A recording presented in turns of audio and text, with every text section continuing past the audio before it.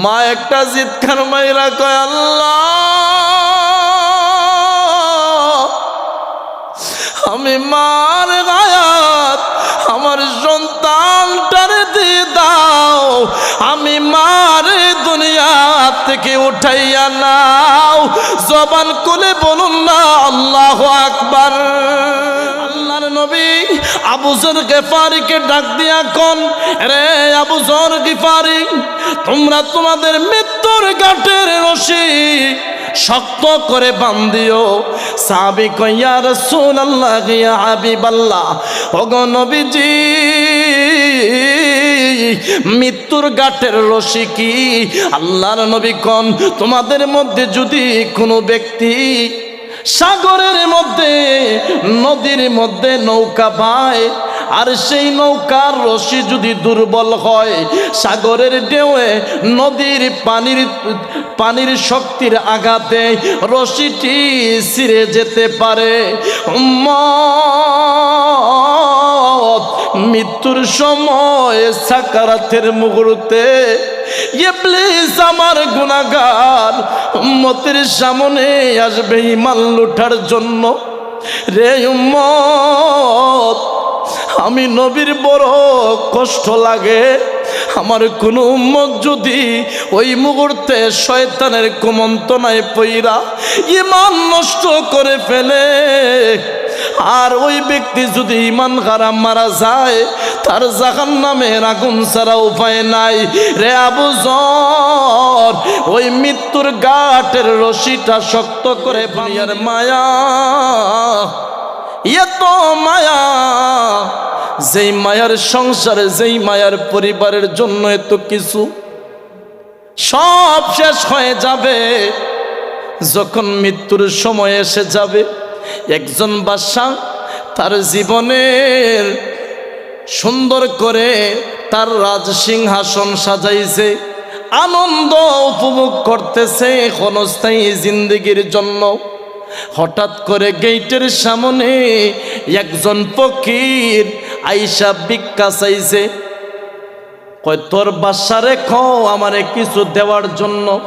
কয়, না না, তোমারে দিতে পারবে না, কারণ আজকের এই সময় আমার বাদশা হুজুর সিংহাসনের মধ্যে, ওই রাজ সিংহাসনে আনন্দ উল্লাসের মধ্যে আছে। হায় রে ফকির, না, তোর সামনে আমার মালিক দেখা করতে পারবে না, যা যা, আমার মালিকের দরবারে আর আসিস না। দারোয়ানের ধমক দিয়া বারবার তারে তাড়াইয়া দিচ্ছে। 2 নম্বরের কালে ওই ফকির ব্যক্তিটি 2 তলার উপরের মধ্যে ডাক দিছে, বাদশাহ আমি এসেছি তোর সঙ্গে দেখা করতে। বাদশায় ডাক দিয়া কয়, রে দারোয়ান, আমার এই সিংহাসনের ভিতরে এমন গরিব, এমন ছোট লোক কোথায় থেকে এসেছে, সে কিভাবে এসেছে, তারে বাহির করে দাও। বাদশারে ডাক দিয়া কয়, বাদশারে আর তোর সময় নাই, সময় নাই, আমি দুনিয়ার কোনো ফকির না, আমি হলাম আল্লাহর তৈরি মালাকুল মাউত, আমি আল্লাহর তৈরি ফেরেশতা। আমার আল্লাহ তোমার এই সময় এই মুহূর্তে জান কবজ করার জন্য দায়িত্ব দিয়া পাঠাইছেন। যা কিছু করো না কেন, আর সময় নাই, মৃত্যুর জন্য প্রস্তুত হয়ে নাও। জবান খুলে বলুন না আল্লাহু আকবার। বাদশাহ ডাক দিয়া কয়, রে দুনিয়ার মুসলমান, এ আমার এই সিংহাসনের দরবারের লোকেরা, আমার বাদশাহীর উপরে, আমার সিংহাসনের উপরে, সব কিছুর উপরে আল্লাহর লানত পড়ুক। তোদের জন্য আমি আমার রবরে চিনতে পারি নাই, আমার মালিক রে আমি চিনতে পারি নাই। আমার আল্লাহ বলেন, দুনিয়ার মুসলমান, তোমার সামনে মালাকুল মাউত কিভাবে আসবে? ইয়া আইয়ুহাল ইনসানু মা গররাকা বিরাব্বিকাল কারীম, তোমার রূহটারে কিভাবে কবজ করবে? কোরআনের মধ্যে এসেছে গারকুন, এমন ভাবে আক্রমণ করবে। আল্লাহর নবীর সাহাবায়ে কেরাম ডাক দিয়া কয়, ইয়া রাসূলুল্লাহ, ইয়া হাবিবাল্লাহ, নবীজি, একজন গুনাহগারের রূহ কিভাবে কবজ করবে? আল্লাহর নবী বলেন, একজন গুনাহগারের রূহ ওই মালাকুল মাউত কি রূপ ধারণ করে রূহ কবজ করবে? শোনো, জমিনে এক পাও আর তার মাথা আরশ আজিমের মধ্যে বোঝা যাবে, ওই মাথা তার আসমানের সমতুল্য বোঝা যাবে, এমন ভয়ঙ্কর রূপ ধারণ করবে। একজন গুনাহগার ওই মালাকুল মাউতের ভয়ঙ্কর রূপ দেখার পরে একটা না, দুইটা না, 360টা রোগ ঠাস ঠাস করে ছিঁড়ে যাবে, জিহ্বা বের করে দিবে, গর গর গর গর শব্দ বের হতে থাকবে। মায়ের সন্তানগুলারা জিহ্বার মধ্যে পানি দিবে, আত্মীয় স্বজনেরাই ডাক দিয়া বলবে, তোমার সন্তান এসেছে, ওই যে দেখো তোমার আদরের মেয়ে, ওই যে দেখো তোমার আদরের সন্তান, তারা এসেছে তোমারে দেখতে। আল্লাহর নবী কোন ওই মুহূর্তে তার এত কষ্ট হবে, তার জামা কাপড় নষ্ট করে দিবে। আল্লাহর নবী সাহাবায়ে কেরামদেরকে বলেন, আরে সাহাবীরা, শুনে রাখো, একজন গুনাহগারের বড় কষ্ট হবে রে, তার জামা কাপড় নষ্ট করে দিবে, চক্ষু বড় বড় হয়ে যাবে, হাতে কাজ করবে না, পায়ে কাজ করবে না, কাউরে বুঝাইতে পারবে না, ভিতরের মধ্যে এমন তৃষ্ণার্ত থাকবে, তার অশান্তি, এমন কষ্ট শুরু হয়ে যাবে, এমন পানির তৃষ্ণা, গোটা পৃথিবীর পানি যদি মুখে ডালা হয়, তারপরেও তার পানির তৃষ্ণা মিটবে না। এই কঠিন মুহূর্তে, ওই আগ মুহূর্তে ইবলিস আসবে ঈমান লুটার জন্য। আল্লাহর নবী আবু যর গিফারিকে ডাক দিয়া কোন, রে আবু যর গিফারি, তোমরা তোমাদের মৃত্যুর ঘাটের রশি শক্ত করে বান্ধিও। সাহাবী কয়, ইয়া রাসূলুল্লাহ, ইয়া হাবিবাল্লাহ, ওগো নবীজি, মৃত্যুর ঘাটের রশি কি?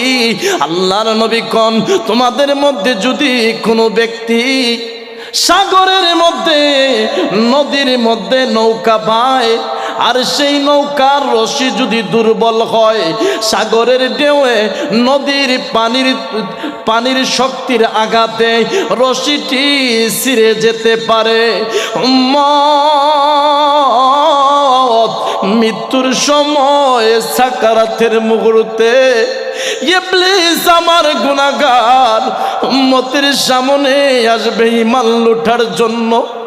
রে উম্মত, আমি নবীর বড় কষ্ট লাগে, আমার কোনো উম্মত যদি ওই মুহূর্তে শয়তানের কুমন্ত্রণায় পইরা ঈমান নষ্ট করে ফেলে, আর ওই ব্যক্তি যদি ঈমান হারা মারা যায়, তার জাহান্নামের আগুন ছাড়া উপায় নাই। রে আবু যর, ওই মৃত্যুর ঘাটের রশিটা শক্ত করে বান্ধিও, যাতে ইবলিস আইসা তোমারে আক্রমণ না করতে পারে।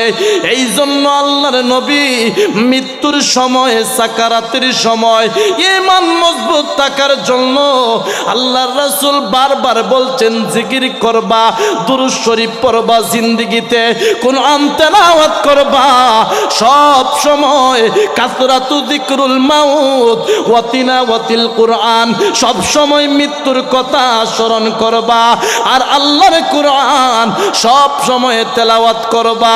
তাইলে দেখবা তোমার জীবন সুন্দর হয়ে যাবে, তোমার গোটা জীবনের গুনাহ আমার আল্লাহ তোমারে মাফ করে দিবেন।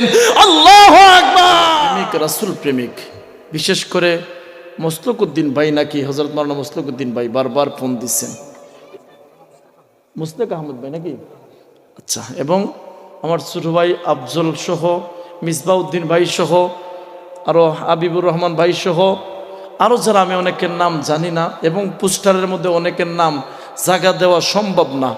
আমি মুসাফির মানুষ, অনেক দূর থেকে এসেছি, হয়তো আমি গুনাহগার, কিন্তু আল্লাহর রাসূলের হাদিস অনুযায়ী এই মুসাফির। আর নবীজি বলছেন 3 দল মানুষের দোয়া কবুল হয়। এক দল, এর মধ্যে হচ্ছে মা বাপ, এর মধ্যে হচ্ছে মজলুম, এর মধ্যে হচ্ছে মুসাফির ব্যক্তি। 3 দল মানুষের দোয়া আল্লাহর দরবারে দোয়া এবং বদদোয়া দুটোই কবুল হয়ে যায়। আমি ইচ্ছে হয় সবার নাম ধরে ধরে দোয়া করি, আমি তো সবার নাম জানি না, তারপরে অন্তর থেকে বলি আপনারা যারা সামনে বসে আছেন, এই ঠান্ডার মধ্যে আমার এত সুন্দর জায়গার মধ্যে বসাইয়া রাখছেন, আপনারা নিচের মধ্যে ঠান্ডার মধ্যে বসে আছেন, আপনাদের উদার মন ছাড়া, বড় মন ছাড়া এটা সম্ভব না। আল্লাহ পাক প্রত্যেকের গোটা জীবনের গুনাহ যেন মাফ করে দেন। এবং আমি লম্বা জিকির করি না, কারণ দেখলাম এখানে আমার আসার পরে জিকিরের কথা একটু সময় বলছেন, এবং দেখলাম মাঠের পরিবেশ তো বুঝেন, কথা বুঝেন না? আমরা বুঝি। আল্লাহ সবাই কবুল করুক, বলেন আমিন। এবং আমার আলোচনা লং টাইম আলোচনা হয়, অনেকে ভাবতে পারে হুজুরে মনে হয় জিকির দেখাটাইয়া দিছে। এই যে আমার লগে মিডিয়ার ভাই আছে, উনি জানে প্রায় 2 ঘন্টা 2.5 ঘন্টা 3 ঘন্টা থেকে বাড়ি খায়, এরপরে আলোচনা শেষ হয় না, পাবলিকেও ছাড়ে না, কি করবেন নসিব। এবং ইন্ডিয়ার মধ্যে শুনেন, ইন্ডিয়া যে মাহফিল করা যায়, কলকাতা, আসাম, ত্রিপুরা, এইদিকে গেলে কয় হজরত আপনাকে বাংলাদেশ থেকে নিয়ে এসেছি, 3 ঘন্টা আলোচনা করতে হবে, এখন বক্তা মরো বা জিন্দা থাকো। এদের অবস্থা আর কি এরকম। যাই হোক, সব কিছুর শেষ হচ্ছে যে ক্লাসের ছাত্র ভালো, সেই ক্লাস শিক্ষক পড়াইতে মজা পায়। কথা বলেন, ওয়াজ হচ্ছে একটা ক্লাস। আমি কয়েকটা প্রশ্ন করব। আপনাদের সামনে যদি আপনাদের এলাকার মধ্যে কোনো ব্যক্তিরে যদি হাত বাম দিয়া ছাড়েন, ব্যক্তি কি হাঁটতে পারবে? ফেল করছেন। হাঁটতে পারবে, তার কি পাও বান দেওয়া? বললাম না, জুসে মারছেন, হুসে মারেন নাই। হাত বান দেওয়া, কিন্তু পাও সে হাঁটতে পারবে, তবে হাঁটার যে একটা মজা আছে বাপ, পাওয়া যাবে না। মারহাবা বলেন। ওয়াজের মধ্যে বসে আল্লাহর রাসূলের শিক্ষা আমরা গ্রহণ করছি। আমার রাসূল খাবারের মধ্যে বসলে, ইহুদিরা খাবারও বসতো কিভাবে জানেন? প্রথমে বলে নিচ্ছি, ইহুদিরা নীরব গুম খাবার খাইতো। ইহুদিরা অতি দ্রুত বেশি স্পিডে চলে, আপনারা দেখছেন কিনা জানি না। ইউরোপ কান্ট্রি যারা আছেন, যারা ইহুদিরা দেখছেন, ভিডিও দেখবেন, ইহুদিরা বোঝা যায় এদের এত স্পিড চলাফেরা, বাপ রে বাপ। এরা খাবারে নীরব গুম খায়, নীরব মানে চুপচাপ খাবার খাইয়া এদের দান্দা হইছে কিভাবে ইসলাম ধর্মের বিরোধিতা করা যায়, কিভাবে মুসলমানদেরকে বিপদে ফালানো যায়। কথা বলেন। আর আমার রাসূল খাবারের মধ্যে বসলে দ্বীনের বিভিন্ন আলোচনা করতেন। মারহাবা বলেন। খাবার খাইতেছেন, নবীজি খেজুর খাইতেছেন, আল্লাহ রাসূল খেজুর খাইতেছেন, বিসি রাখতেছেন আলীর প্লেটে। সুবহানাল্লাহ বলেন। মুসলমান শিক্ষা আমরা পাইতেছি না, কারণ ইসলাম থেকে আমরা দূরে সরে যাচ্ছি। যখন কোনো মুরুগের বাচ্চা মুরুগের কাছ থেকে দূরে সরে যায়, ওই সময় শিয়াল, বেজি এবং সিল আইসা বাচ্চাদেরকে আক্রমণ করে। তদ্রূপ মুসলমান যখন আল্লাহ এবং রাসূলের আদর্শ থেকে, দ্বীনের আদর্শ থেকে দূরে সরে যায়, ইহুদি, খ্রিস্টান, বেঈমান, নাস্তিকেরা চতুর্দিকে শিয়াল কুকুরের মতো আক্রমণ করে। কথা বলেন। বলতেছিলাম তো আমার রাসূল শিক্ষা দিচ্ছেন যে তোমরা, আলী বলতেছে সবাই খাবার, ভাই একটু মাইক ভালো আছে, সত্য কথা যেটা আমি বলি, কারণ গতকালকে যে মাইকও আলোচনা করছে 2.5 ঘন্টা, আমি জানি এবং আমার আল্লাহ জানে। অন্য বক্তা হইলে এটা মাইরা বাইক ফালাই দিল না, আমি ফালাইছি না। বিশ্বাস যদি না করেন, অবস্থা খারাপ করে ফেলছে, বাইক ভালো আছে আজকের। এখন দিন শেষে কি হয়েছে জানেননি? রাসূল রে সবাই বলতেছে, আমার রাসূল বলেন আজকে খেজুর খাইছে বেশি কে? সবাই কই ইয়া রাসূলুল্লাহ, যার প্লেটের মধ্যে খেজুরের বিচি বেশি সে খাইছে বেশি। সুবহানাল্লাহ। এখন গণ্যা দেখা যায় সবচেয়ে বেশি বিচি খার প্লেটও। সুবহানাল্লাহ কইতেন না? এখন আলী কই ইয়া রাসূলুল্লাহ, খাইলাম আমি গণ্যা কয়েকটা, বিচি আইলো কই থেকে এতটা? আবু বকর কোন ইয়া রাসূলুল্লাহ, আপনার পাশে আলী বেশি খাইছেন। এখন আলী কিন্তু বুদ্ধিমান মানুষ ছিল। সুবহানাল্লাহ।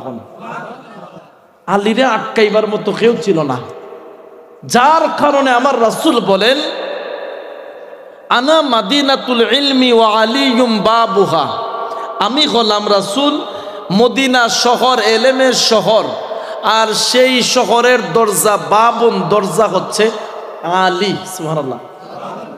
আরেক হাদিস শরীফের মধ্যে আমার রাসূল বলেন আনা দারুল হিকমাতি ওয়া আলিয়ুম বাবুহা। সুবহানাল্লাহ বলেন, আমি রাসূল হিকমত, জ্ঞান, বুদ্ধির ভান্ডার, এই ভান্ডারের দরজার চাবি হলো হযরতে আলী। সুবহানাল্লাহ। এখন আলী উত্তর দেয় কি জানেননি? আলী বলতেছেন ইয়া রাসূলুল্লাহ, খেজুর খাইলাম কম, খাবারে বইসা সবাই মুস্কি মুস্কি তাবাসসুম হাসি আসছেন, আমি লক্ষ্য করছি। কিন্তু আমি উত্তর দিচ্ছি নবীজি। আল্লাহ রাসূল বলেন আলী তুমি বেশি খাইছো? ইয়া রাসূলুল্লাহ, উত্তর দেয় দেখেন, ইয়া রাসূলুল্লাহ, নবী গো আমি তো যোদ্ধা, আসাদুল্লাহিল গালিব, আমার আসাদ করে জমিন আল্লাহ যোদ্ধা হিসাবে পাঠাইছে জমিনে আমার রব, যে কষ্ট বেশি করে সে তো খায়ও বেশি। সুবহানাল্লাহ। এরপরে বলতেছি ইয়া রাসূলুল্লাহ, আমি তো খাইছি বিচি সারা খেজুর, আর আপনি নবী নিজে বিচি সহ খাইছেন। সুবহানাল্লাহ বলেন। কি বুদ্ধি দেখছেন আলীর, এক কথায় ফিনিশিং। সুবহানাল্লাহ। হঠাৎ করে এইদিকে আলী এবং আবু বকর ওমর যাচ্ছেন, তিনজন। আর আবু বকর বলতেছেন আলী আমাদের মধ্যে বোঝা যায় একটা নুনের মতন, উনি খাটো প্রকৃতির ছিলেন। আর আবু বকর এবং আলী ছিলেন, আবু বকর এবং উমর ছিলেন টল ফিগার, বড় সড়ো। মারহাবা বলেন। ওনারা বলতেছেন আমাদের মাঝখানে বোঝা যায় নূর মতন আলী, নুনের মতন আলী রে। আলী উত্তর দিছে, কয় নুন ছাড়া লা হয়ে যাবা, তোমরা তো লা নইছো, নুনের মধ্যে থামছো, আর আমি আলী ছাড়া, নুন ছাড়া তোমরা লা ফাত্তা হয়ে যাবা, আমি আলী ছাড়া কোনো উপায় নাই। সুবহানাল্লাহ বলেন। আচ্ছা এদিকে পড়ে যাচ্ছি, এবার আসেন আজকের মাহফিল আমরা আসাতে খুশি না বেজার? সত্যি বলছেন? এটা হচ্ছে ইমানদারের লক্ষণ। কেন জানেন? কোরআনের আয়াত ইযা যুকিরাল্লাহু ওয়াজিলাত কুলুবুহুম ওয়া ইযা তুলিয়াত আলাইহিম আয়াতুহু যাদাতহুম ঈমানা ওয়া আলা রাব্বিহিম ইয়াতাওয়াক্কালুন। সুবহানাল্লাহ বলেন। আল্লাহ বলেন একটা জিনিস লক্ষ্য করবেন, যারা স্বর্ণকার, স্বর্ণ আসল না নকল এটা চিনার মতন ক্ষমতা এরা পরশ পাথর দিয়ে চিনে। কথা বলেন, নকল না আসল পরশ পাথর দিয়ে কি করে ওরা চিনতে পারে। তদ্রূপ আপনার ইমান, আমার ইমান মজবুত বা দুর্বল চিনমু কিভাবে? আল্লাহ কোরআনের আয়াত দিচ্ছেন। সুবহানাল্লাহ বলেন। আল্লাহ বলেন ইদা যুকিরাল্লাহ, যখন আমারে স্মরণ করা হবে। জিকির শব্দ আযকুর, ইযকুর, যতটা আরবি শব্দ এসেছে প্রত্যেকটা হচ্ছে স্মরণ করা, রবরে স্মরণ করা। আল্লাহ বলেন যখন আমার জিকির হবে, যখন আমারে স্মরণ করা হবে, ওই সময় ওয়াজিলাত কুলুবুহুম, তোমাদের যাদের ঈমান মজবুত, তোমাদের অন্তরটা বিগলিত হয়ে যাবে, রবের প্রতি মহব্বত বাড়বে। ওয়াইদা তুলিয়াত আলাইহিম আয়াতুহু, যখন তোমরা তেলাওয়াত শুনবা, কোরআন পড়তে শুনবা, জাদাতহুম ঈমানা, ওই সময় ঈমানের পাওয়ার, জাদাত মানে বৃদ্ধি হওয়া, ঈমানের পাওয়ার আরো বাড়তে থাকবে। সুবহানাল্লাহ বলেন। সাউন্ড আর বানাই লাগবে না, ঠিক আছে, সাউন্ড নামাই রাখেন, সমস্যা নেই। বুঝতে পারছেন? যদি তারা ঈমানদার হয়, আপনাদের ভালো লাগে? আলহামদুলিল্লাহ পড়েন। এবং আরেকটা কথা শুনেন, যখন কোরআনের তেলাওয়াত করা হয় ওই সময় স্বয়ং একজন বান্দায় রবের ভাষায় সে কথা বলতে থাকে, রবের ভাষায় কি করতে থাকে? কথা বলতে থাকে। সুবহানাল্লাহ পড়েন। আজকের মাহফিল আমার যুবক ভাই দেশ প্রবাস থেকে অনেক ভাই মুরব্বী বাবারা এলাকার সহযোগিতায় এবং আমার যুবক ভাইদের অক্লান্ত পরিশ্রমে, প্রবাসী ভাইদের আর্থিক অনুদানে সাহায্যক্রমে এত সুন্দর একটা জান্নাতের বাগান হইছে। আপনারা খুশি না বেজার? চাইলে এই জায়গার মধ্যে গান বাজনা হইতে পারত। কথা বলেন। মমিন হাসলেও সব, মমিন কাঁদলেও সব, মমিন কেউর প্রতি বেজার হবে এটাও সব, কেউরে ভালোবাসবে মহব্বত করবে এইটাও সব। সুবহানাল্লাহ। মমিনের দাম বাড়াইছেন কে? রাসূল মুস্কি হাসতেন, তাবাসসুম হাসি, মুস্কি হাসলেই সব হয়। সুবহানাল্লাহ পড়েন। একটা শিক্ষা দেই, পরিচিত অপরিচিতদেরকে সালাম দিবেন, একটা সুন্নত। 2 নাম্বার মুস্কি হাসি দিয়ে কথা বলবেন, কয়টা সুন্নত? আখিরি জামানার মধ্যে যে ব্যক্তি নবীর একটা সুন্নতরে মহব্বত কইরা আমল করবে সে ওই যুদ্ধের ময়দানে 100 জন গলা কাটা শহীদের সওয়াব পেয়ে যাবে। সুবহানাল্লাহ। আখিরি জামানার আখিরি জামানার উম্মতের এত দাম। সুবহানাল্লাহ বলেন। আমার নবীজি বলছেন আমার উম্মত, ওই উম্মতদের জন্য অনেক মায়া লাগে, ওরা খুব দামি। তো এই কথা বলার পরে সাহাবাই কেরাম কই, ইয়া রাসূলুল্লাহ, আমাদের চাইতে দামি কে হতে পারে? এত মহব্বত আপনার কার জন্য? আল্লাহ রাসূল বলেন, তোমরা তো আমার মুজিজা দেখিয়া, আমারে দেখিয়া আমার এত ভালোবাসো। একদল পাগল উম্মত আছে যারা আমারে না দেখে এই পাগলের মতন কান্না করবে দেখার জন্য। এদেরকে আমি হাতে ধইরা জান্নাতে নিয়ে যাব। কার নবী? আমাদের নবী। কণ্ঠের আওয়াজ তুলে রবের প্রশংসা আদায় করি, উচ্চ আওয়াজে বলে আলহামদুলিল্লাহ। লাখো কোটি দুরূদ আর সালাম দয়াল নবী মায়ের নবীর খেদমত মুবারকে আমরা বাংলার জমিন থেকে জানাই, সালাম জানাইলাম। রব যেন কবুল করেন, বলেন আমিন। বলতেছিলাম কোরআনের কয়েকটা আয়াত তেলাওয়াত করেছি, সে আয়াতের শানে নজুল এবং আয়াতের সামনে রেখে তাৎপর্য বিষয় আলোচনা করার মতো রব যেন তৌফিক দেন, পরে আমিন। বলতেছিলাম আমরা দুনিয়ার মধ্যে যারা এসেছি আবার বিদায় নিতে হবে। কেউর সিরিয়ালের গাড়ি আগে, কেউর পরে। আসার সিরিয়াল ছিল, যাওয়ার সিরিয়াল নাই। এই জগতে যারা আছে না, যে অন্যায় করে দোষ করে, তারা একটা না একটা ভুল কইরা রাখে যাতে ধরা খায়। একটা না একটা ভুল করে, কথা বল না? এরা যেটার কারণে সত্য প্রমাণ হইতে সহজ হয়। কথা বলেন। প্রথমে একটা ঘটনা দিয়ে শুরু করছি আলোচনা। ইউনুস আলাইহিস ইউসুফ নবীর 10 জন ভাই ছিল। সূরা ইউসুফের মধ্যে এসেছে ঘটনাটা। ওরা 10 জন ভাই ইউসুফরে কুয়ার মধ্যে ফেলাইয়া আসতেছে।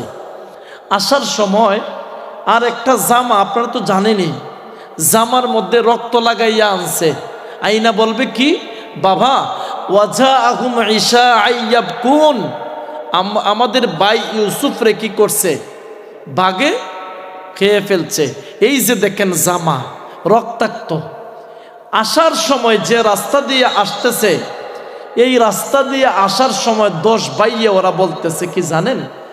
ভাই আমরা যে রাস্তা দিয়ে আসতেছি সেই রাস্তা দিয়ে আমাদের আগে একটা গরু গেছে, আর এই দিকে যে ব্যক্তির গরুটা হারাইছে এই ব্যক্তি পাগলের মতন 1 সপ্তাহ ধরে খুঁজতেছে, গরু আর পাইতেছে না, ভাবছে চুরি হয়ে গেছে। এখন এক পর্যায়ে এই কথা বলার পরে এরা বলা বলি করতেছে। একজন বলছে আমাদের আগে গরু গেছে, এই দিকে গাভী গেছে। একজন বলতেছে এটা গাভী গেছে। আর এক ভাই উঠতে বলতেছে কি জানেন? এই গাভীর পেটের মধ্যে বাচ্চা ছিল 7 মাসের। আরেকটাই বলে হ্যাঁ এই গরুটার একটা চোখ অন্ধ ছিল। মারহাবা বলেন। এরা কিভাবে বলতেছে? আন্তাজ কইরা। কিভাবে? আন্তাজ কইরা। এই দিকে যে ব্যক্তির গরু হারাইলো, গাবি হারাইছে, সে শুনতেছে এদের মুখের মধ্যে এইভাবে সমালোচনা, আলোচনা শুনতেছে। দেখছো আমাদের গরু জবাই কইরা খাইছে, চুরি করছে 10টায় মিলা, আবার আমার গরুর বর্ণনাও দিয়ে যাচ্ছে। এই তোরা থাম, আল্লাহু আকবার বলেন। তোরা থাম, আমার গরু খাইছুত কেন বল? কয় না, আমরা গরু চুরি করি নাই, আমরা পয়গম্বর ইয়াকুবের আওলাদ। কবে টাইম গরু খাইছত, আবার কস ইয়াকুব নবীর আওলাদ তোরা, বাদশার দরবারে আয়। সুবহানাল্লাহ বলেন। এখান থেকে শিক্ষা কয়েকটা গ্রহণ করেন। বাদশার দরবারে কেন যাবে? ওরা কয় যদি আমার গরু না খাইতে তোরা, তাইলে আমার গরুর অবস্থা কি? সে বাচ্চার মা ছিল, কিবা অন্ধ ছিল, কিবা বলদ ছিল, কিবা গাভী ছিল, এটা বুঝলা কিভাবে? আন্তাজ কইরা বলছি। আন্তাজ মান্তাজ বুঝি না, আসো আমাদের বাদশার বাড়িতে। বাদশার বাড়িতে যাওয়ার পরে বাদশারে জিজ্ঞাসা করা হলো, বাদশাহ হুজুর, এই যে 10 জন লোক আছে, ওরা 10টায় মিলা আমার গরু খাইছে তো খাইছে, আবার এই রাস্তা দিয়ে স্লোগান দিয়ে যাচ্ছে গরুর বর্ণনা। আল্লাহু আকবার। বাদশাহ বলতেছে কি জানেন, আচ্ছা ওরা দূর থেকে এসেছে, ওরা যেই তো 10 জনে বলতেছে চুরি করে নাই, তুমি একলা বলতেছো চুরি করছে। আচ্ছা দেখি ওরা মেহমান আগে এদেরকে খাবার দেই। মারহাবা বলেন। খাবারের মধ্যে বসানোর পরে খাবার খাইতে শুরু করছে। খাবার খাইতে গিয়া হঠাৎ করে একটা ভাই পিছন থেকে ওইটা কয়, ভাই যার ঘরের মধ্যে খাইতেছি, যে রুটি বানাইছে আজকে, এই রুটি যে মহিলা বানাইছে, মহিলা বেমারি। আল্লাহু আকবার। এদের মুখ বেশি চলে, আন্তাজ বেশি এদের। মারহাবা বলেন না। এখন আরেকজন কইতেছে কি জানেন, আরেকজন বলতেছে, হ্যাঁ যে বাদশার গরু খাবার খাইতেছি, নাস্তা দিছে যে বাদশায়, এই বাদশার জন্মের মধ্যে বেজাল, বেজাল লাগাই দিছে। আল্লাহু আকবার বলেন। এত সুন্দর করে তাফসীর কারকরা এই ঘটনাটা কি করছেন, এই ভাবা শিক্ষার বিষয় আমাদের জন্য। এটা কেন বলছি শোনেন। এখন বাদশার মিজাজ এত গরম হইছে, চুরদেরকে খাবার দিছি, আবার দিকে আমার ঘরের খাজের মহিলার নামে বদনাম। গিয়া কুজ্জা দেখে কোন মহিলায় লুকাইয়া লুকাইয়া গিয়া দেখতেছে কোন মহিলায় রুটি বানাইছে, দেখি তো। গিয়া দেখে জিজ্ঞাসা করছে, আজকের রুটি বানাইছে কে? কয় আজকের রুটি বানাইছি আমি। কয় তুমি কি অসুস্থ? কয় হ্যাঁ। আল্লাহু আকবার বলেন। বেজাল বাড়তেছে না কমতেছে? এখন বাদশার ভিতরে ঘুরে কোনটা জানেননি? জন্মের বেজাল কেমনে হইছে? বেজাল বাড়ছে না কমছে? এখন বাদশা এসে কয়, এই যুবকের দলেরা, তোমরা গুরু চুরি করো নাই বলছো, কিন্তু যদি গুরু না চুরি করে থাকো, ওই ব্যক্তির গুরু যদি বক্ষণ না করে থাকো, তাহলে কিভাবে বর্ণনা দিছ? এবং আমার বিচার প্রথম হবে। কি বিচার? তোমরা যে আমার বাড়ির মহিলার নামে বদনাম বের করছো, এটার বিচার আগে হবে। আল্লাহু আকবার বলেন। এখন কয় যে আমরা আমাদের ঘরের যে এই রুটির মধ্যে অসুবিধা, তোমরা কিভাবে বুঝতা যে মহিলা অসুস্থ, যে মহিলায় রুটি বানাইয়া দিছে? কয় শুনেন, আমরা আইডিয়া কইরা বলছি, আমাদের আইডিয়া শক্ত। মারহাবা বলেন। এই আইডিয়াওয়ালা মানুষের লাস্টে কি বাস খায় দেখেন না? আল্লাহু আকবার বলবেন না? লাস্টে কিভাবে বুকা হয় দেখেন। এখন কয় কিভাবে বলছো? রে বাদশা, আপনার ঘরের মধ্যে কোন মহিলা রুটি বানাইছে, সেই রুটি অসুস্থ কেন বলছি শুনে রাখো। কারণ রুটির চতুর্দিক ফাঁকা সুন্দর করে বাজা হইছে, মাঝখানটা খাসা। এই জন্য বলছি যে মহিলায় রুটি বানাইছে সেই মহিলা ছিল অসুস্থ। জবান খুলে বলুন না আল্লাহু আকবার। বাদশাহ কই জীবনে কত পাবলিকের বিচার করলাম, কিন্তু এই জাতি দেখি অন্যরকম, আজকে ইজ্জত সম্মান লইয়া টান পড়ছে। কষ্ট দিচ্ছে আপনাদের? এবার লক্ষ্য করে দেখেন, শিক্ষাটা দেখেন। রে যুবকের দল, তোমাদের মধ্যে যদি ওই ব্যক্তির গুরু চুরি না করে থাকো, তাহলে কিভাবে এই ব্যক্তি তোমাদের বিষয়ে এভাবে অভিযোগ দিতেছে? তোমরা কিভাবে বুঝলা? এই রাস্তা দিয়ে একটা গাবি গেছে, এই রাস্তা দিয়ে তো বলদও যাইতে পারতো। হয় আন্তাজ কইরা বলছি। তোমাদের আন্তাজ কি এত শক্ত? হয় হা, আমাদের আন্তাজ অনেক শক্ত। হয় কিভাবে বুঝলা এটা গাবি? রে বাদশা, আপনি শুনে রাখেন, একটা বলদ যখন রাস্তা দিয়ে ঘাস খেয়ে যায়, ঘাসের উপরের মধ্যে ছাটাইয়া ছাটাইয়া খাইয়া যায় না, নিচ থেকে খামর দিয়া ওই বলদে খেয়ে যায়। আর এই দিকে গাভীটি রাস্তার ঘাসগুলা উপর দিয়ে খাইয়া খাইয়া ছাটাইয়া ছাটাইয়া অল্প অল্প ঘাসের মাথা খেয়ে গেছে। জবান খুলে বলুন না আল্লাহু আকবার। এই আন্তাজ কইরা বলছে কি এটা গাভী ছিল? কোথায়? আচ্ছা, গাভীর যে চোখ একটা অন্ধ ছিল, বুঝলা কিভাবে? কয় দেখেন, গাভী একটা গরু খাইলে দুই দিকে খাইয়া যায়, কিন্তু এটা খালি একদিকে খাইছে। সুবহানাল্লাহ পড়েন না? এরা তো মারাত্মক লেভেলের বুদ্ধিমতী পণ্ডিত, সাধারণ শক্ত পণ্ডিত। কোথায়? এটা একদিকে খাইছে। এই আন্তাজ করে কি কইছি, এটার চোখ একটা খানা। আল্লাহু আকবার বলেন। কয়েকটা কইছে। আরেকটা হলো, এটার মধ্যে পেটো বাচ্চা আসিল 7 মাসের কি বা 6 মাসের, এটা কিভাবে? এখন দেখেন কয় কি। আর এইদিকে বাদশার মাথার তো একটা ঘুরতাছে, কি দেয়া জন্মের মধ্যে। কেন বলছি এটা শুনবেন? কে কে শুনবেন দেখি তো, হাত তুলেন তো। নারে তাকবীর, নারায়ে রিসালাত, আহলে সুন্নাত ওয়াল জামাত। আল্লাহ সবাইরে কবুল করবেন, আমিন। এবার এটা মনে রাখবেন, ঘটনা আলোচনাটা বলবো ইনশাআল্লাহ, মনে কইরা দিয়ে নেন। আল্লাহ রাব্বুল আলামিন কোরআনের মধ্যে বলেন, ইযা জাআ আজালুহুম লা ইস্তাখিরুনা সাআতাও ওয়া লা ইস্তাকদিমুন।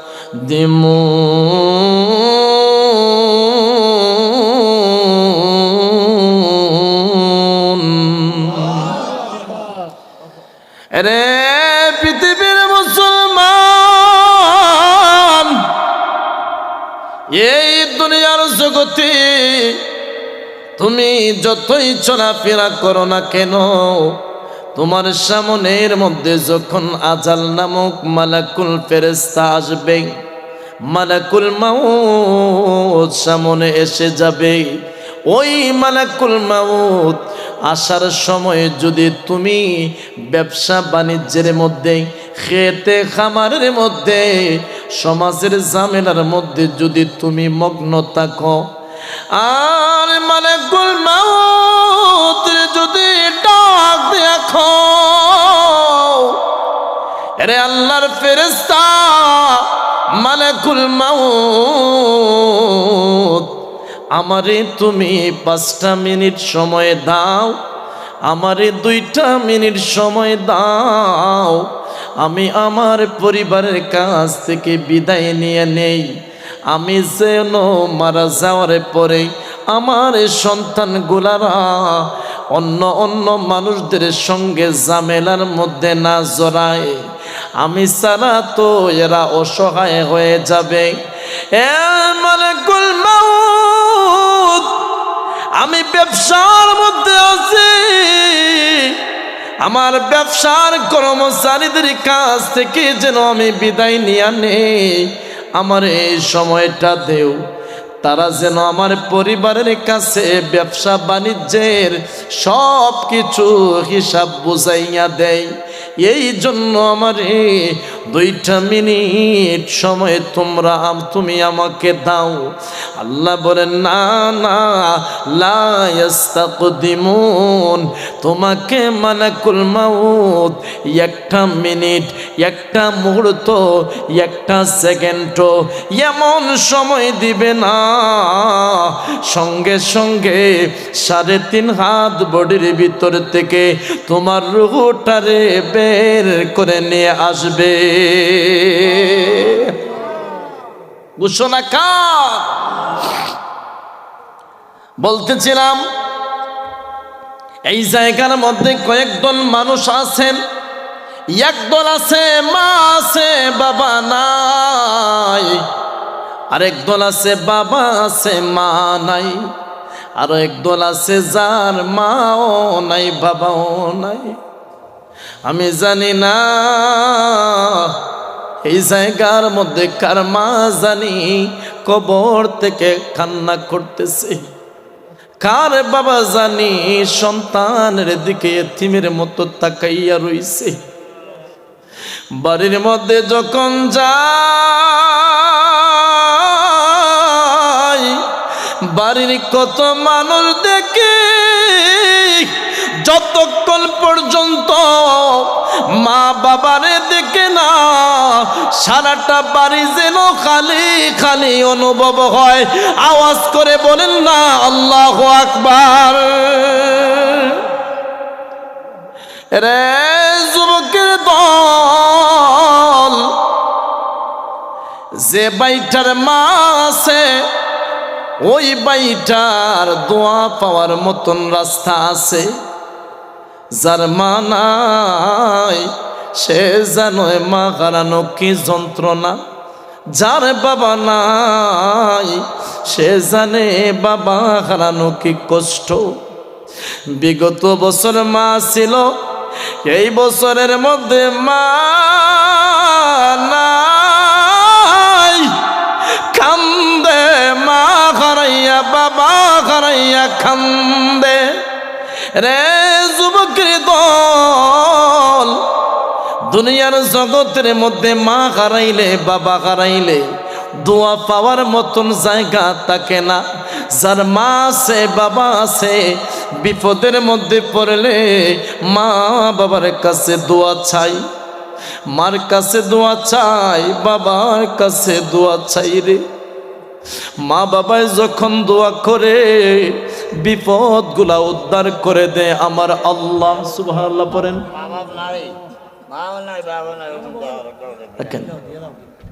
রে দুনিয়ার জগতের মুসলমান, রাত যদি গভীর হয়ে যায়, রাত গভীর হওয়ার পরেও মা বিছানার মধ্যে মাথা লাগায় না। অনেক সময় মার গর্বে ছিলাম, বাতের প্লেট রাইকা বাতের প্লেট নিয়ে বসছে খাবার খাওয়ার জন্য, মার কলিজার মধ্যে একটা লাথি মেরে দিয়েছি। ওই জনম দুঃখিনী মা একটা লাথি খাওয়ার পরে প্লেট নিচের মধ্যে রেখে দেয়।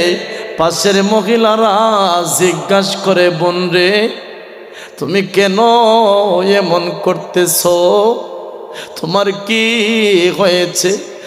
আমার কলিজার মধ্যে এমন কষ্ট এমন আঘাত, আমি জানি আমার আল্লাহ জানে। ও যুবক ভাই লক্ষ্য করে দেখো, মা যখন সন্তান প্রসব করার সময় হয়ে যায়, এমন একটা বেদনা এমন একটা কষ্ট রে। একজন পুরুষ যদি গর্ভবতী মায়ের এক রাত্রের কষ্ট সহ্য করত, কোনোদিন তার মারে তার পরিবারে কষ্ট দিত না। রোগীর আত্মীয় স্বজনেরা হসপিটালের মধ্যে নিয়ে গেছে, তানরে দিয়ে দিতে চাই, আমি মা দুনিয়া থেকে বিদায় নিতে চাই। জবান খুলে বলুন না আল্লাহু আকবার। রে যুবকের দল, অনেক সময় সন্তান বিদেশের জমিনে থাকে, সন্তানের বিপদ কি জানি হয়েছে বিদেশের জমিনে, পাড়া প্রতিবেশী জানার আগে জানে আগে মায়, সারাটা দিন যেন গোড় হয় বাহির হয়। কে জানি বলতেছে আপনি কেন এমন করতেছেন? আমি মার কলিজার মধ্যে শান্তি পাইতেছি না, কেন জানি গো, আমার কলিজার মধ্যে দাউ দাউ করে আগুন জ্বলতেছে।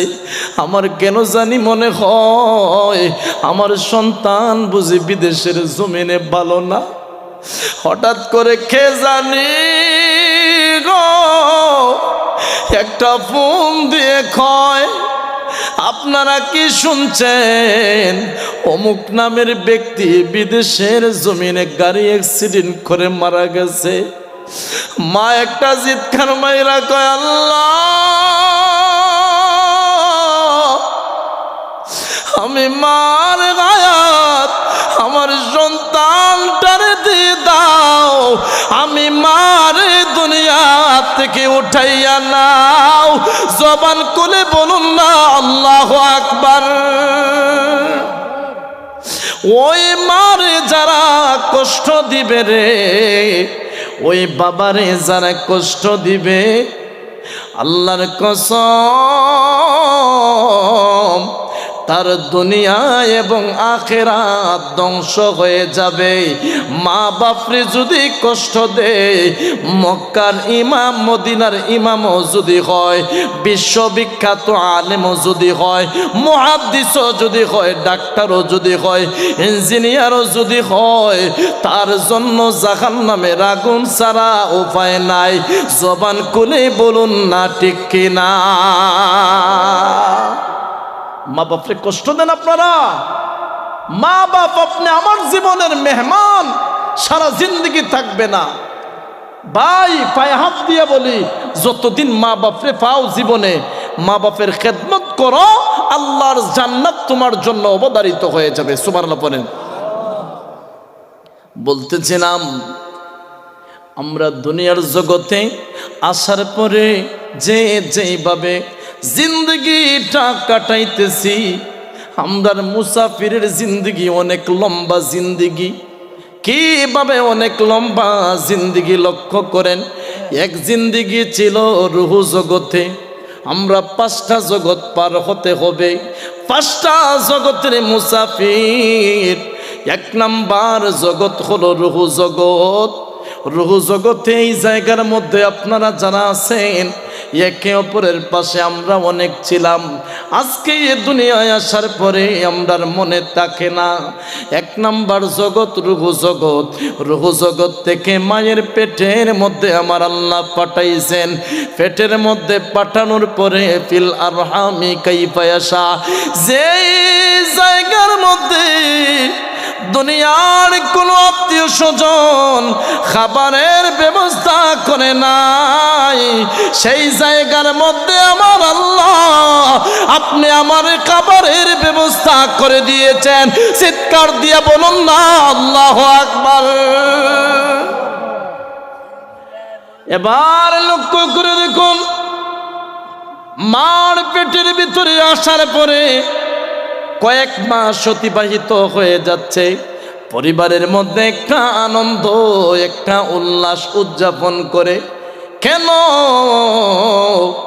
তারা একে অপরের বলে আমাদের পরিবারের মধ্যে নতুন সদস্য আসতেছে। যেই সদস্য আসলে পরে আমরা আরেকজন সদস্য বাড়বে, এই জন্য একে অপরের মিষ্টি খাওয়ায়। আল্লাহ বলেন, দুনিয়ার মুসলমান এটা তাদের ইচ্ছাকৃত ভাবে করে না। তুমি তোমার মায়ের পেটের মধ্যে তাকার পরে রে, আমি আল্লাহ তুমি আসার আগে তোমার পরিবারের সকলের মুখের মধ্যে আনন্দ উল্লাস আমি ফুটাইয়া তুলি। এটা হলো আমি আল্লাহর কুদরতি নিয়ম। সুবহানাল্লাহ। শুধু তাই নয়, তুমি আসার পরে দুনিয়ার জগতের মধ্যে কি খাবার খাইবা? তোমার গরম খাবার হবে নাকি নরম খাবার হবে? কারণ কি জানো? তোমার দাঁত থাকবে না, তোমার হাতে শক্তি থাকবে না রে বান্দা।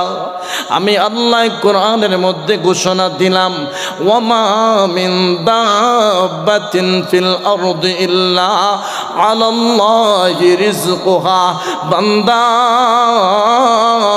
তোমার দুনিয়ার মধ্যে পাঠানোর আগে আমি গোটা পৃথিবীর মধ্যে তোমার জন্য রিজিকের ব্যবস্থা করে দিয়েছি। জবান খুলে বলুন না আল্লাহু আকবার। বাপ আপনি কথা কই না, কথা কই না, সবাই হাসাহাসি করবো।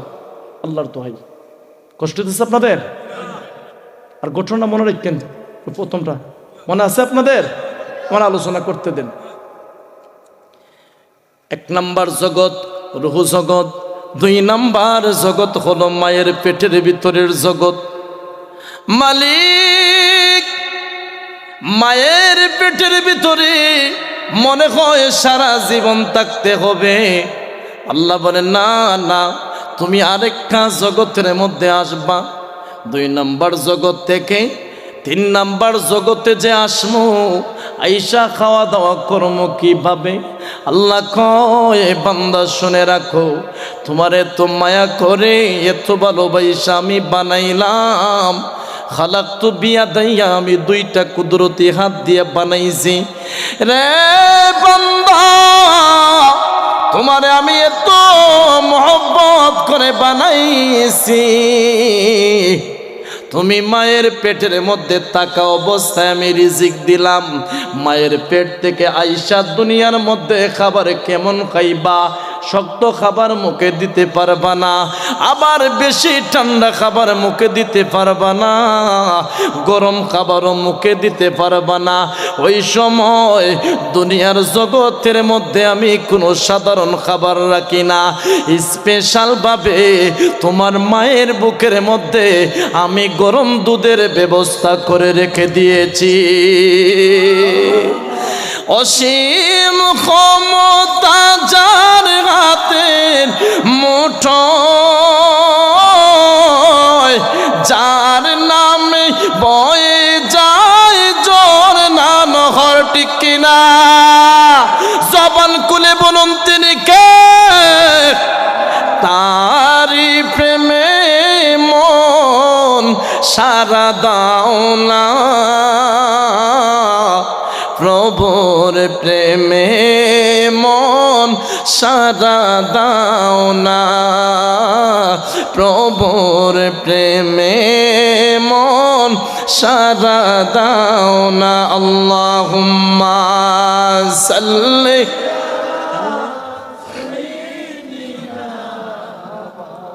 পানি দেন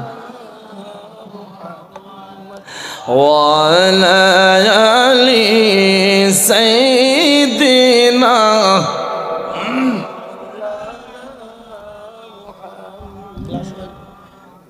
দুনিয়ার জগৎ কয় নাম্বার জগৎ? আরো জোরে কয় নাম্বার? তিন নাম্বার জগৎ। তিন নাম্বার জগতে আসার পরে আমাদেরকে অনেক কিছু ব্যস্ত করে ফেলছে। মালিক মনে হয় তিন নাম্বার জগতে আসার পরে, এই দুনিয়ায় আসার পরে আর যেতে হবে না। আমার আল্লাহ বলেন, বান্দা দুনিয়ার জগতে আসছো, তুমি তোমার আগের ইতিহাস ভুলে যাইও না। কোনো ব্যক্তির যদি জিজ্ঞাসা করেন তোমার বাড়ি কোথায়, যদি বলে জানি না, যাইবা কোথায়, হয় জানি না, তাহলে আমরা নিঃসন্দেহে বিনা পরীক্ষায় তারে বলি পাগল। কথা বলেন, তারে বলেন কি? জিজ্ঞাসা করলেন আসছো ছিলাই কোথায়, কয় জানি না।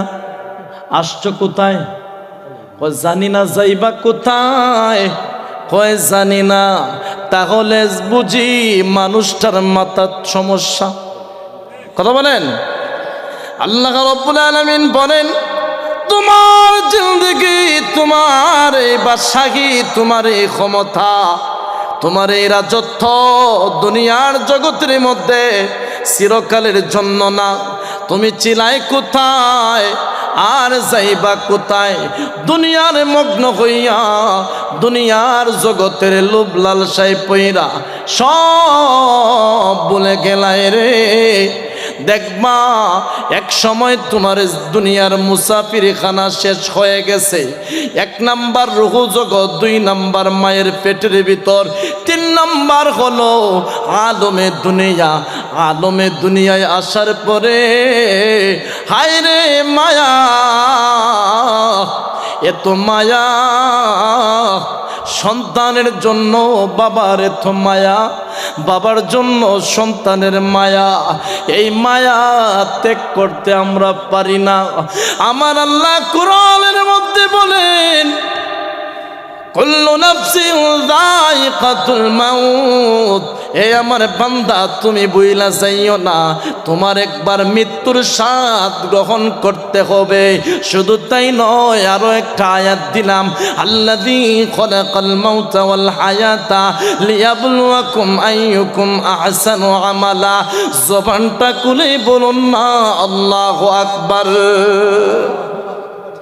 রে বান্দা, আমি আল্লাহ ঘোষণা দিলাম, আল্লাযী খালাকাল মাউতা, তোমার মৌতরে সামনে আনছি যাতে তোমার অস্তিত্ব তুমি না ভুলে যাও।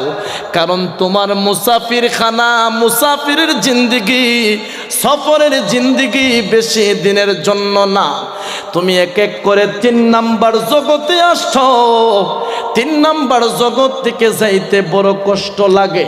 বাকি 2 নাম্বার জগৎ পরীক্ষার মাঠ না, কিন্তু 3 নাম্বার মাঠের মধ্যে যা কিছু করেন না কেন, গোটা জিন্দিগির মধ্যে যা কিছু করবেন সেইটুকু পাওনা হাসরের ময়দানে আপনার হাতের মধ্যে দেওয়া হবে।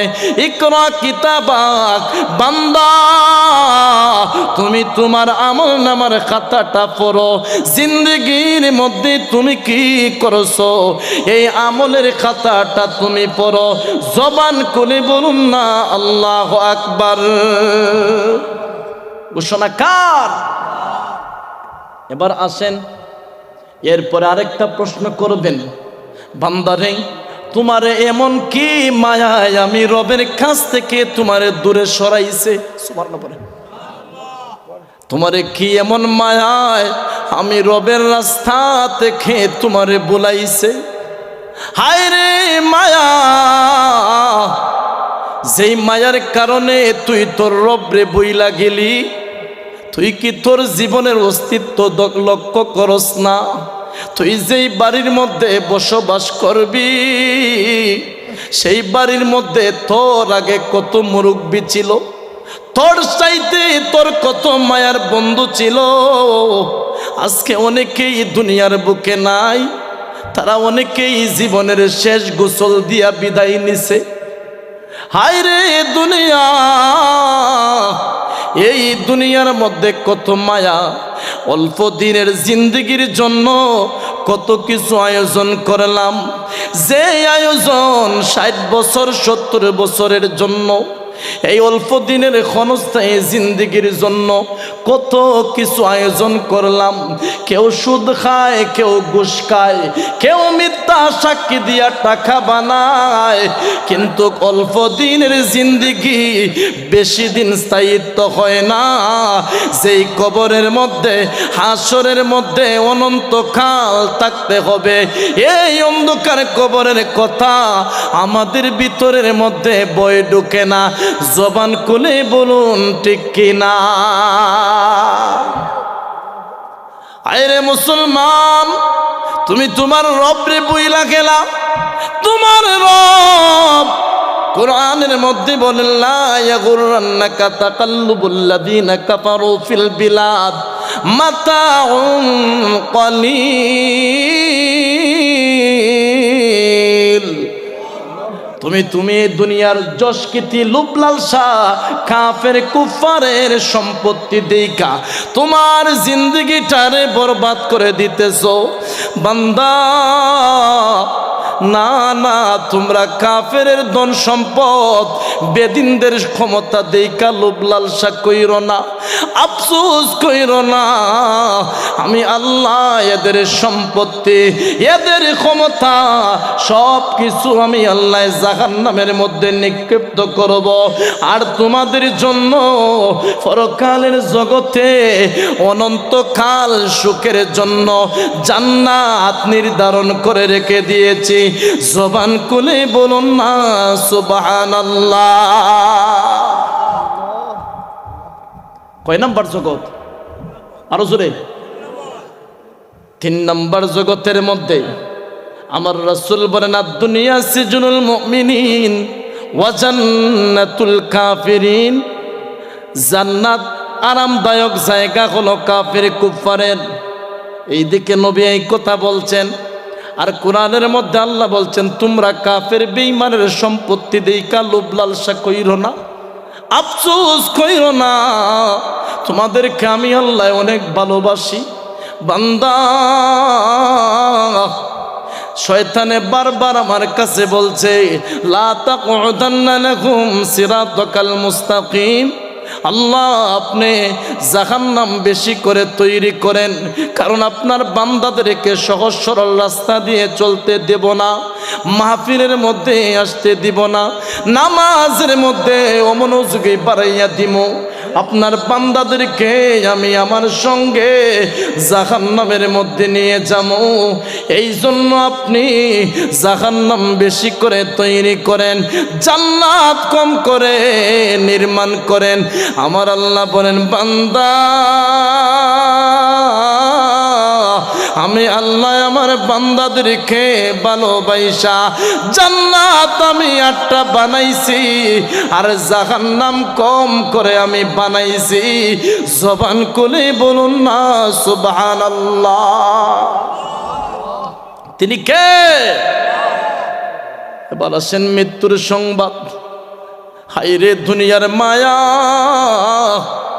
এত মায়া, যেই মায়ার সংসারে, যেই মায়ার পরিবারের জন্য এত কিছু, সব শেষ হয়ে যাবে।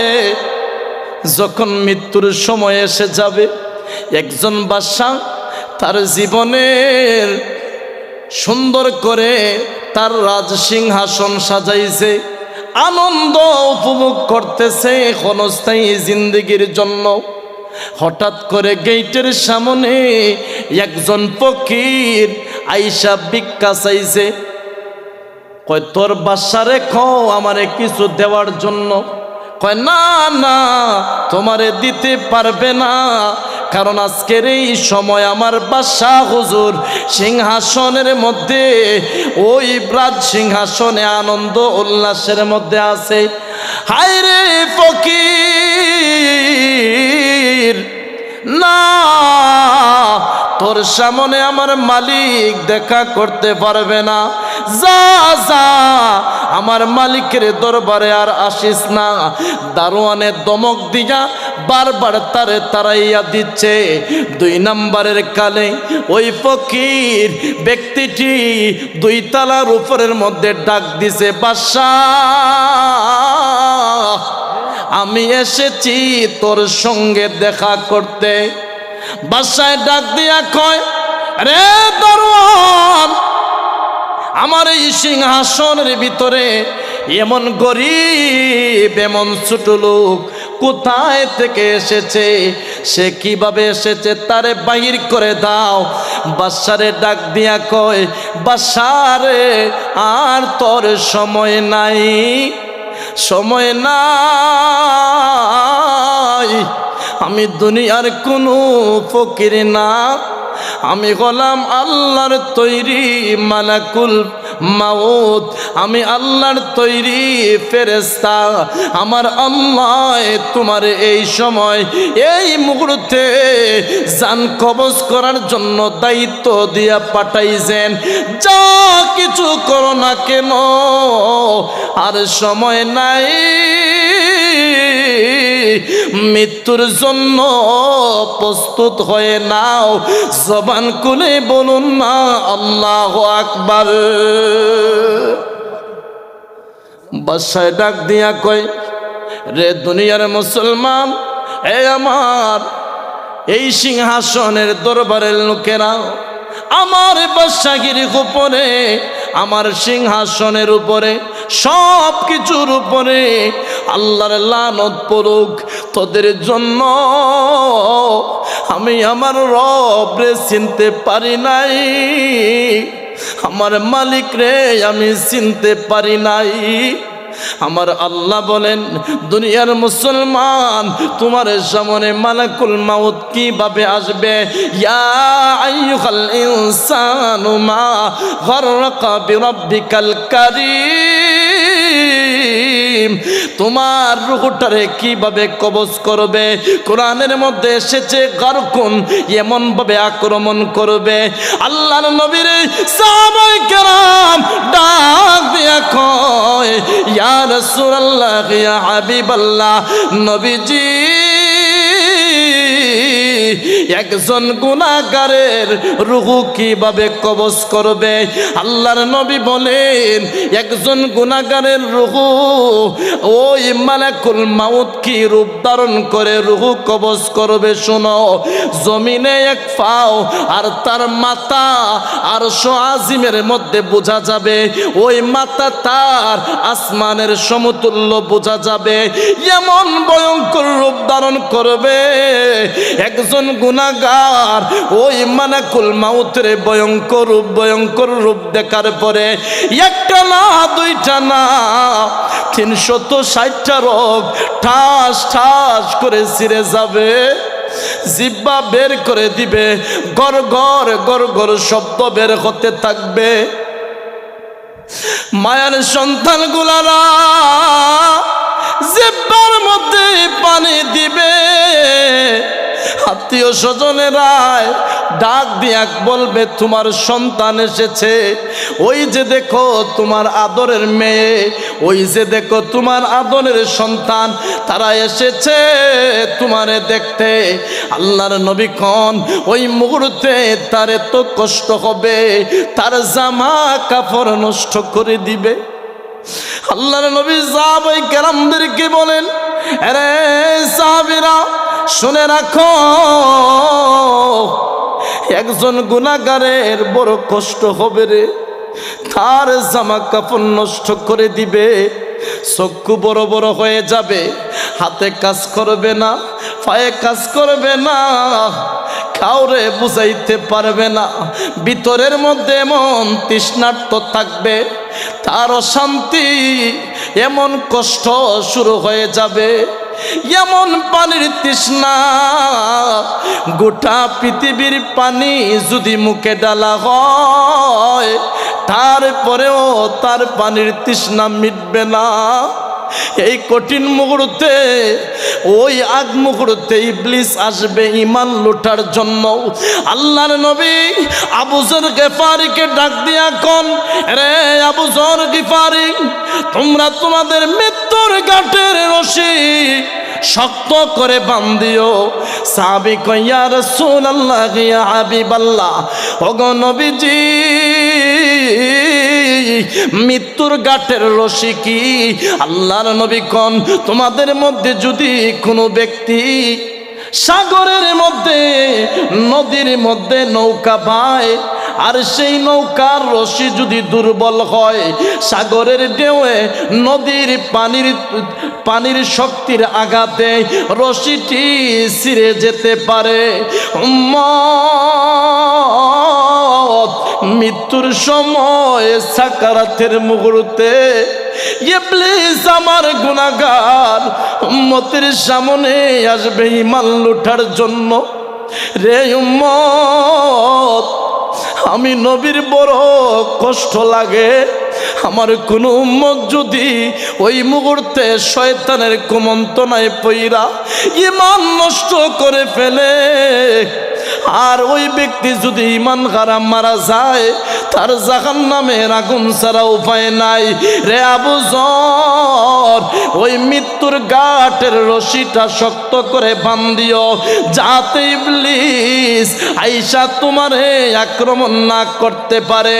এই জন্য আল্লাহর নবী মৃত্যু মৃত্যুর সময়, সাকারাতের সময় ঈমান মজবুত থাকার জন্য আল্লাহর রাসূল বারবার বলছেন জিকির করবা, দুরূদ শরীফ পড়বা, জিন্দেগিতে কুরআন তেলাওয়াত করবা, সব সময় কাসরাতু যিকরুল মাউত ওয়া তিলাওয়াতিল কুরআন, সব সময় মৃত্যুর কথা স্মরণ করবা আর আল্লাহর কুরআন সব সময় তেলাওয়াত করবা।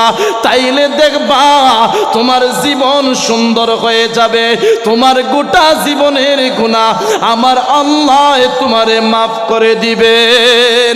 আল্লাহু আকবার। বুঝতেছে আপনাদের? এবার আসেন, আল্লাহর নবী বলেন এই গুনাহগার রে রূহটা কবজ করার পরে, রূহটারে যখন কবজ করবে তার অবস্থা এমন হবে, জমিনের আত্মীয় স্বজন তার আপন হবে না রে। আপনি আমার সঙ্গের সাথী কেউ যাবে না। মৃত্যুর প্রথম রাত খবরের মধ্যে কিভাবে যাবে? আমাদের বাড়ির পাশে যদি কোনো মানুষের বাসার মধ্যে আগুন লাগে, কত মানুষ যায় আগুন লিবাইতে, 3.5 হাত কবরের মধ্যে যদি আগুন লাগায়,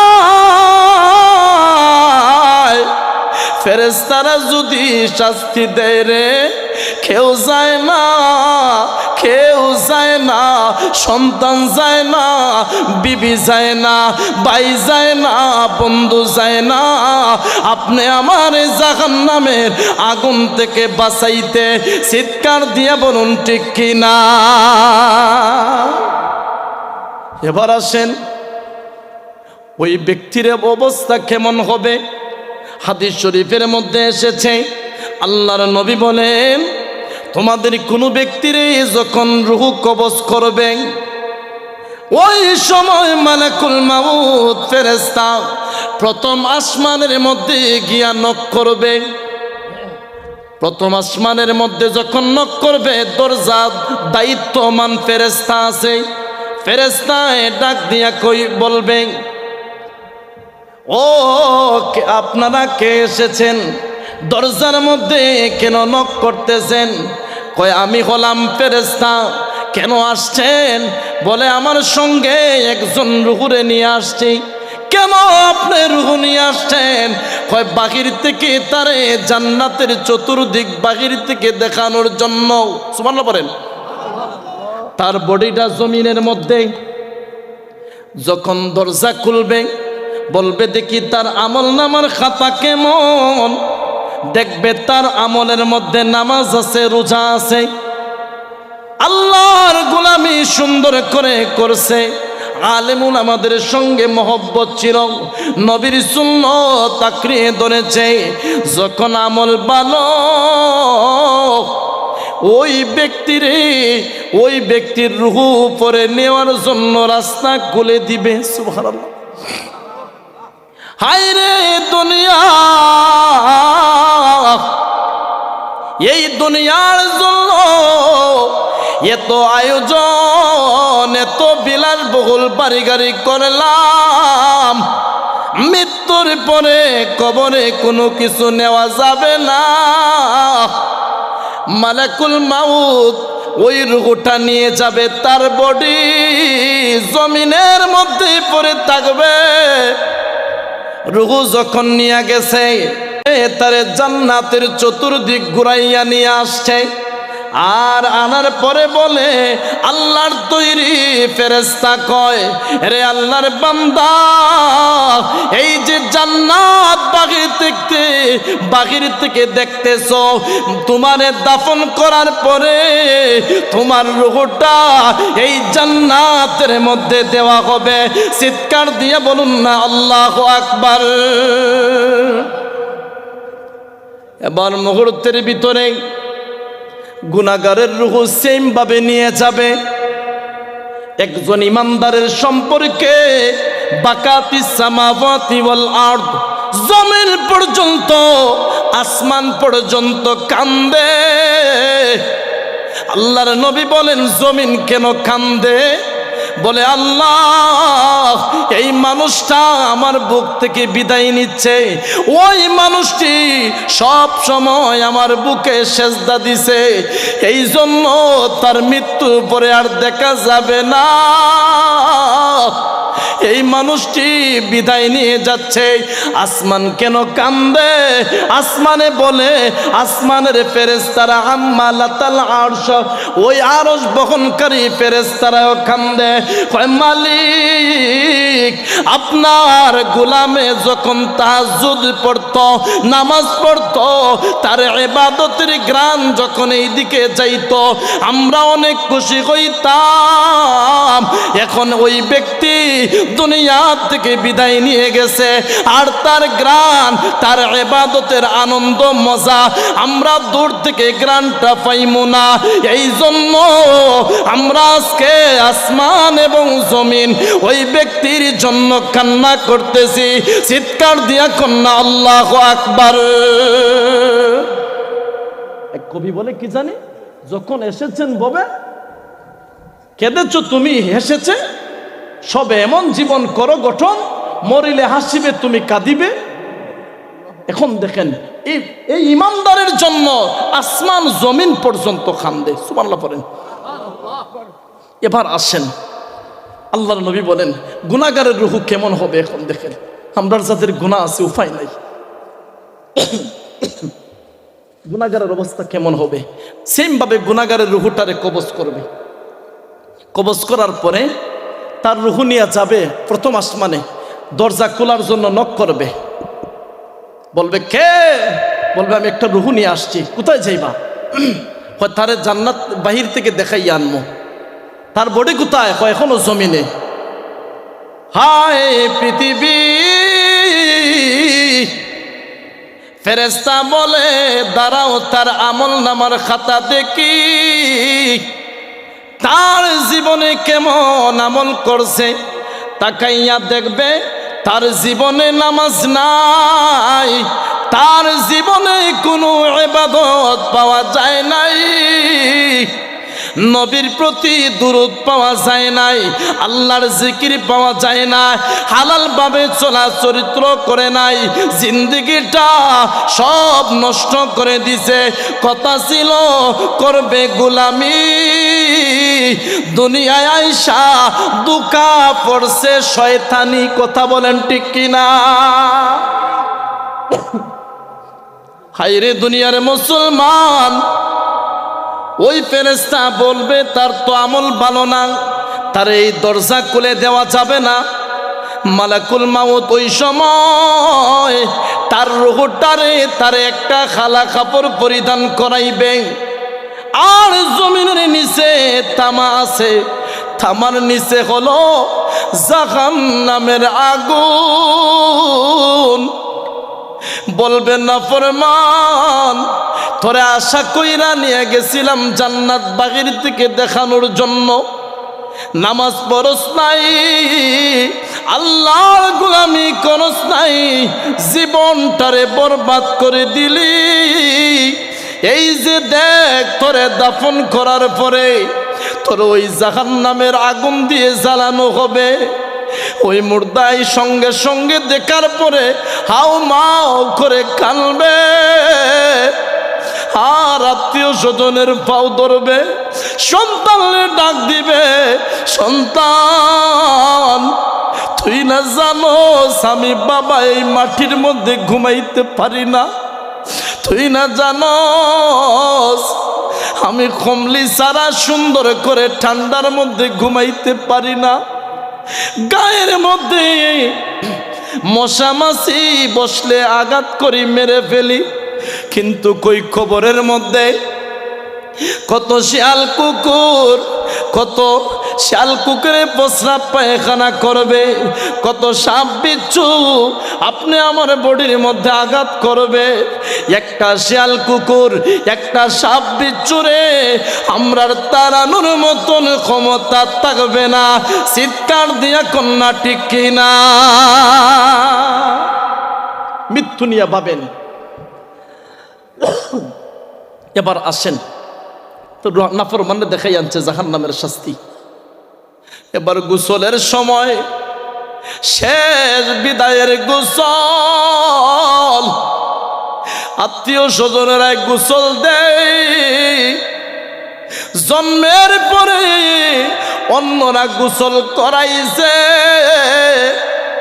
আবার মৃত্যুর পরে আবার অন্যরা গোসল করায়। গরম পানি বড়ই পাতা গরম জল দিয়া গোসল করায়, আর সন্তানদেরকে আত্মীয় স্বজনদেরকে ডাইকা কয় আমি একলা একলা কবরে থাকতে পারবো না, আমি নিজের চৌকে আমি জাহান্নামের আগুন দেখছি, আমি কিভাবে ওই জাহান্নামের মধ্যে থাকব। সন্তান ও আমার আত্মীয় স্বজনেরা, আমারে বিদায় দিও না। জীবনে কত মানুষের মৃত্যুর সংবাদ মসজিদের মাইকে শুনলাম, কত মানুষের জানাজার নামাজে গেলাম, কত মানুষের কত মুর্দার কবরের পাশে দাঁড়াইয়া জিয়ারত করলাম। আমরার মারা যাওয়ার পরে, ইন্তেকালের পরে আমরার কবরের পাশ দিয়ে কত মানুষ যাবে, একটা মানুষেও আমরা ডাক শুনবে না। নবী বলেন উম্মত তুমি তোমার সময়টুকু আল্লাহর গোলামি করো, কাসরাতু যিকরুল মাউত, জিকির করো, মৌতের কথা স্মরণ করো এবং কোরআন তেলাওয়াত করো। তোমার দুনিয়া এবং পরকাল সুন্দর হবে, মৃত্যুর সময় কালিমা নসিব হবে, আল্লাহর তৈরি জান্নাত তোমার জন্য অবধারিত রেখে দেওয়া হবে। চিৎকার দেব আল্লাহু আকবার, দুরূদ শরীফ আল্লাহুম্মা সাল্লি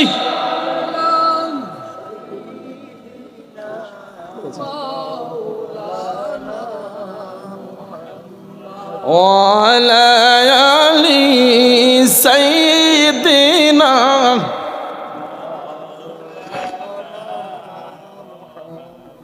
বলতেছিলাম গুনাহগার রে রুহুটা দেখাইয়া রুহুরে দেখাইবে, এই যে তোর জায়গা হবে, আত্মীয় স্বজনদের খাই সব পাওয়ে ধরবে, কার কাছে চাইবে, কিন্তু কেউ দেখবো না রুহুরে। দেখবেন সন্তানেও খান্দে, আত্মীয়রাও খান্দে, কিন্তু বাবার যে কষ্ট এটা বুঝবে না। বলেন তো আপনি আমার আসল বাড়ি কবর নাকি বিল্ডিং?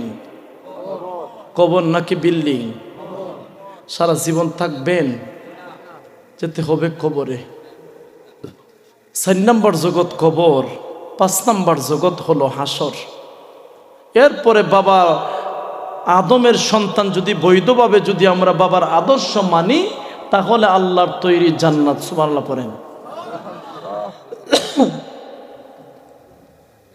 এবার বলতেছিলাম 5 ওয়াক্ত নামাজ পড়বেন ইনশাআল্লাহ, মা বাপের খেদমত করবেন ইনশাআল্লাহ পড়েন, আলেমদেরকে মহব্বত করবেন ইনশাআল্লাহ পড়েন। হুজুর আইছেন? নারে তাকবীর, নারে রিসালাত, আহলে সুন্নাত ওয়াল জামাত। আর কি কালেকশন কথা বলছেন? কি বলছেন? মনে আসছেন না? আচ্ছা, আমার আলোচনা কোথায় ছিল মনে আছে আপনাদের? কোথায় ছিল মনে আছে আপনাদের? ওই যে বাদশার ওই কি ইউসুফ নবীর সৎ ভাইয়ের প্রশ্নগুলা, তাই না? কোথায় ছিলাম? সৎ ভাইয়ের প্রশ্নগুলোর কথা, তাই না? যে লাস্টে এরা কিভাবে বুঝে, আর এই বাদশার এই সম্পর্কে এই কথা কেন বলছে, এটা শুনবেন? আসেন, মারহাবা বলেন। আসেন আসেন আসেন, বসেন, দেখেন, আসেন বসেন, আসেন। ভালো আছেন আপনি? আলহামদুলিল্লাহ। বলতেছিলাম ঈদগাহের জন্য আপনার যাদের মা নাই, বাবা নাই, কিংবা অনেকের আত্মীয় স্বজন কবরে চলে গেছেন, অনেকের মায়ার মানুষ কবরে, কিংবা মা বাপ থাকলে আপনাদের অবশ্যই মা বাপের খেদমত করা লাগতো। আজকে ঈদ মাঠের মধ্যে, এই মাহফিল কিংবা ঈদ মাঠের মধ্যে প্রথম একজন মানুষ দেখতেছে 2000 টাকা, প্রথম একজন মানুষ সাহস করে 2000